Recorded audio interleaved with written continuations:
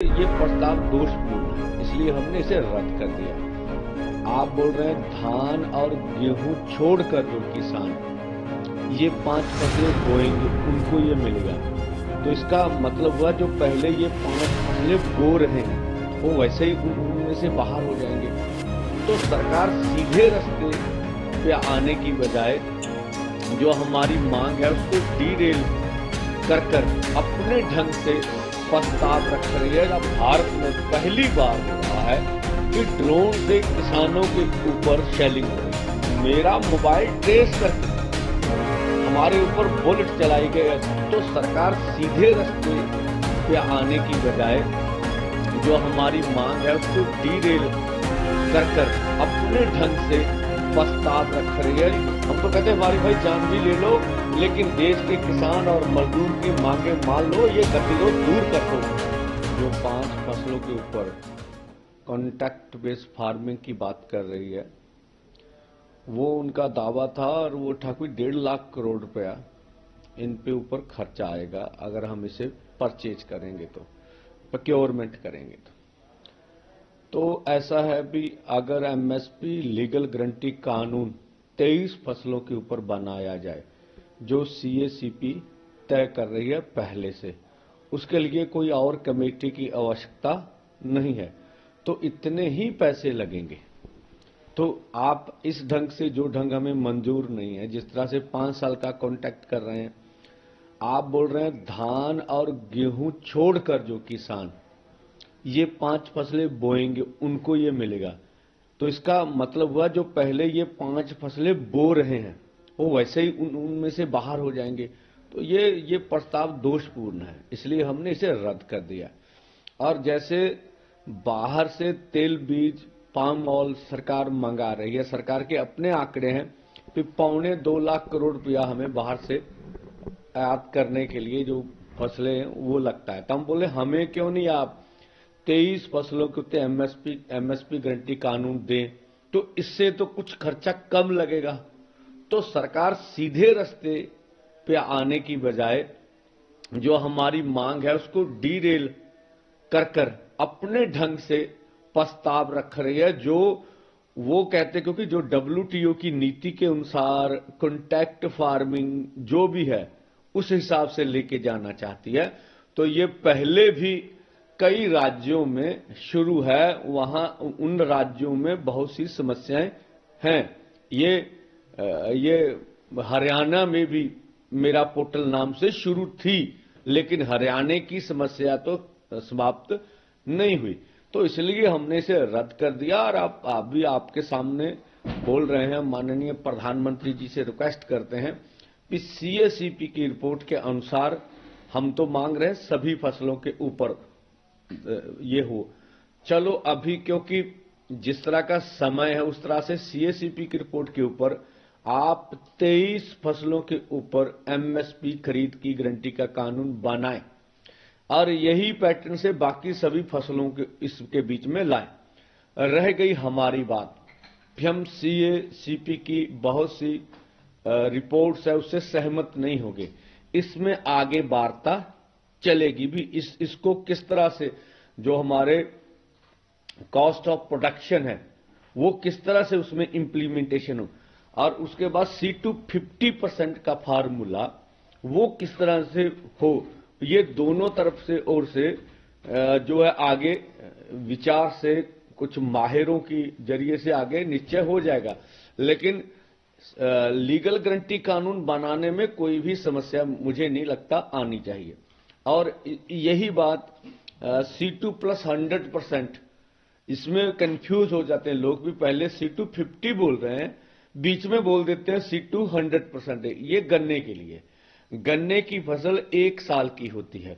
C2 50 6 महीने की फसल के ऊपर फार्मूला तय किया गया डॉक्टर स्वामीनाथन कमीशन की ओर से, और जब 1 साल की फसल होगी तो C2 + 100 हो जाएगा। तो उस पर भी बात चलेगी आगे। और बहुत से जो कोर्ट्स हैं उन्होंने पहले C2 + 15% ऑर्डर दे रखे, तो जो C2 100 है ना, तो ये स्टडीज पहले और कोर्ट के निर्देश आ चुके हैं। इसी के साथ किसान मजदूर का कर्ज खत्म करने का सवाल है। मुझे नहीं लगता इसके ऊपर कोई किसी को आपत्ति होगी। ये तो पॉलिटिकल निर्णय है भी सरकार हमें देना चाहती है कि नहीं देना चाहती। तो हमने बड़े उनके सामने बड़ी दलील से बात रखी भी आप ही की सरकार ने लगभग 14,57,000 करोड़ रुपया कारपोरेट का खत्म किया, लेकिन वो आपका बैंकिंग फार्मूला है भी जो कारपोरेट कहते हैं भी हमारा जो कारोबार वो डूब गया है, आप राइट ऑफ कर देते हैं, एनपीए के तहत उनका कर्ज खत्म करते हैं, लेकिन आपका अलग अलग तरीका है, लेकिन खत्म तो उनको किया जा रहा ना। तो हमें भी देखे ना, आपने खुद स्वयं पार्लियामेंट में बोला है कि 118 किसान और खेत मजदूर कर्ज के कारण खुदकुशियां कर रहे हैं। अगर खुदकुशियां कर रहे हैं तो हमारी कर्ज माफी भी चाहिए ना। हमारे तो किसान बहुत छोटे हैं। तो पंजाब की स्टडीज थी 5 एकड़ वाले किसान भी 83% है, तो बहुत छोटे किसान हैं। तो उनकी उपजीविका का सवाल, एक बार कर्ज खत्म हो जाए, फिर एक तो लीगल गारंटी कानून बने और C2 50% के फार्मूले से हमें फसलों के दाम दे दिए, तो मुझे लगता पूरे भारतवर्ष से खेती का संकट समाप्त हो जाएगा। ये बहुत इनकलाबी कार्य होगा। इससे अगर किसानों खेत मजदूरों की आमदन बढ़ेगी तो ये जो हमारी अर्थव्यवस्था है उसको आगे ले जाने में बहुत बड़ी हमें जो सहायता मिलेगी।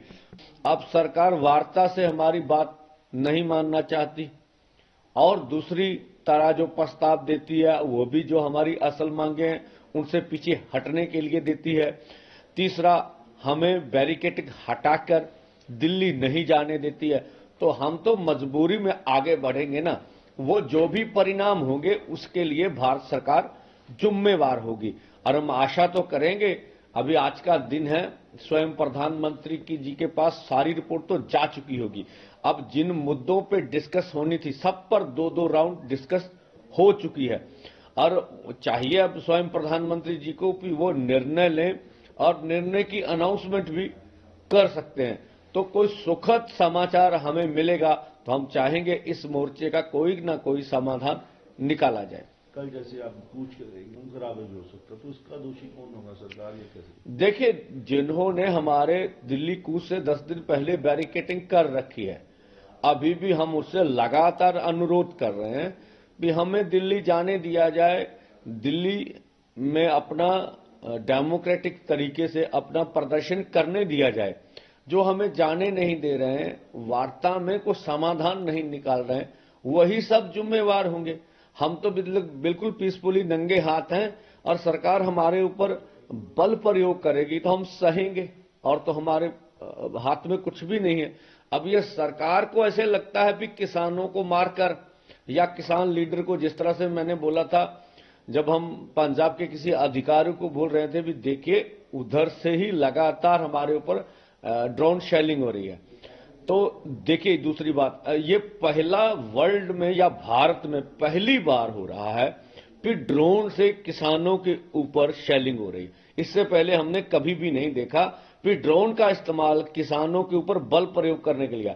तो जब हम अधिकारी को ले गए तो मैं 200-300 मीटर खेतों में था, जब उसे दिखा रहा था भी आप देखिए हमारे लोग कहां खड़े हैं, सैनिक आगे कहां खड़े हैं, तो ये एक तरफा कैसे हो रही।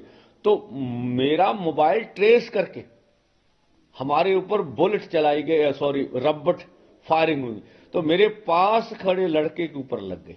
तो वहां ही बड़े अधिकारी थे पंजाब के, वो खड़े थे, तो वो गड़बड़ हो गई। तो ये किसान लीडर को निशाना बना के मारना चाहते हैं। अगर मेरी जान से कुछ भारत सरकार का सौरता तो ले ले, हम तो कहते हैं हमारी भाई जान भी ले लो, लेकिन देश के किसान और मजदूर की मांगे मान लो, ये गतिरोध दूर कर दो, हमारी जान देश से बड़ी नहीं हो सकती। तो इस तरह का मंशा तो केंद्र की हमें जो नजर आ रही है। तो क्या कारण लगता है कि आप काफी मीटिंग कर चुके हैं, 4 मीटिंग कर, मांगे नहीं माने, कहां आप कमजोरी समझते हैं या कमी समझते हैं? सरकार की नीयत साफ नहीं है। जो ये निर्णय है ये टेक्निकल नहीं है।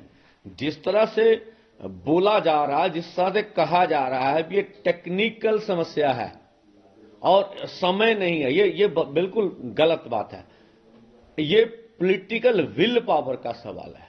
स्वयं प्रधानमंत्री जी नोटिस ले तो एक दिन का संसदीय सत्र बुलाकर सारा गतिरोध दूर किया जा सकता। मुझे नहीं लगता कि देश की कोई विरोधी पार्टी, अगर भारत सरकार इस मुद्दे पे संसदीय सत्र बुलाती, कोई इसका विरोध करेगा, कोई इसके बारे में कहेगा भी ऐसा नहीं होना चाहिए। और देश का कोई भी कायदा कानून, जो देश के किसान मजदूर हैं, ये दोनों की आबादी 80% है, उसके विरोध में कोई सोचेंगे तो कानून तो देश के हित में होते हैं। तो बेशक कानूनों को गलत इंटरप्रिटेशन किया जा रहा है, तो इसलिए हम तो आशा रखेंगे कि स्वयं प्रधानमंत्री जी नोटिस लें कर्ज माफी के ऊपर और ये एमएसपी लीगल गारंटी देने के ऊपर। ये कोई मांगे हैं, बड़ी मांगे हैं, इसने पूरे देश के किसानी का संकट को खत्म करना है, तो स्वयं प्रधानमंत्री जी को आगे आके इसके बारे में निर्णय लेना चाहिए। हमसे जुड़े रहने के लिए हमारे YouTube चैनल को सब्सक्राइब करें और नई वीडियो की नोटिफिकेशन के लिए बेल आइकॉन को दबाएं। अगर आप ये वीडियो Facebook पर देख रहे हैं तो लाइक जरूर करें और ज्यादा से ज्यादा शेयर करें। धन्यवाद।